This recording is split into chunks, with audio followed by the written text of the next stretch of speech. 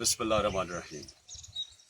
میں اپنے کرم کے پاکستانیوں سے معذرت چاہتا ہوں۔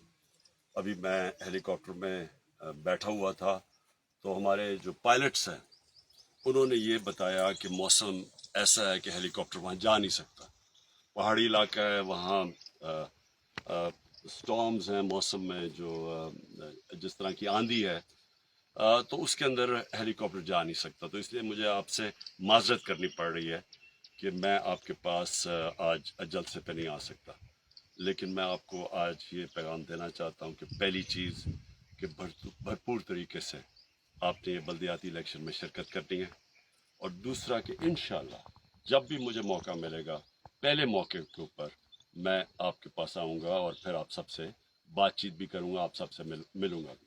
پاکستان پائندہ باد۔